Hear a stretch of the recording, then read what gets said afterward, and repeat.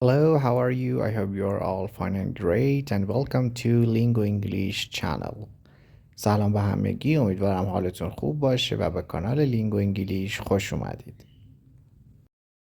In this video we're gonna learn some common English proverbs. تو این ویدیو قصد داریم که ضرب المثل‌های رایج انگلیسی همراه با معادل فارسیشون رو یاد بگیریم. So let's dive in. Number one is when pigs fly. When pigs fly. ترجمه تحت لفظیش میشه وقتی که خوک ها پرواز کنن. وقتی که خوک ها پرواز کنن. ولی معادل فارسیش میشه وقت گل نی. Number two is a bad workman always blames his tool. یک کارگر بد همیشه ابزارشو مقصر میدونه. ولی معادل فارسیش میشه عروس نمیتونه برقصه، میگه زمین کجه.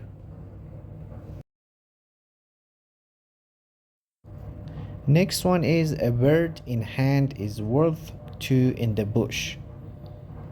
ترجمه کلمه به کلمش این میشه که یه پرنده توی دستت ارزشش بیشتر از دو تا توی حالا بوته یا شاخ است. ولی معادل فارسیش اینه که سیلی نقد به از حلوای نسیه.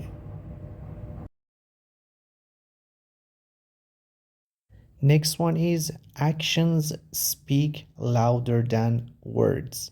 که ترجمه کلمه به کلمش اینه که عملها یا کارها بلندتر از کلمات صحبت میکنن.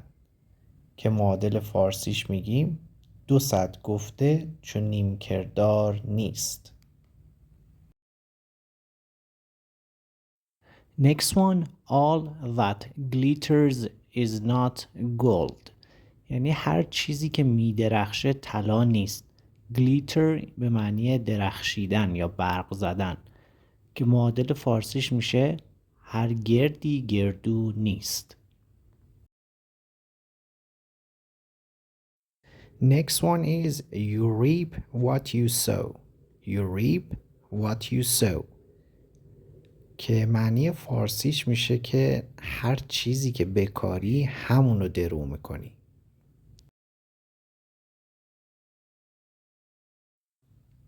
Next one is barking dogs seldom bite. Barking به معنی پارس کردن، seldom به معنی به ندرت.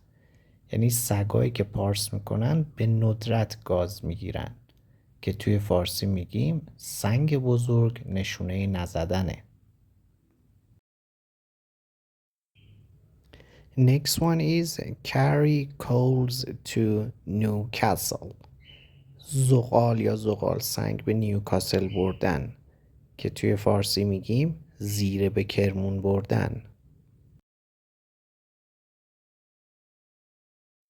Next one is early bird catches the worm.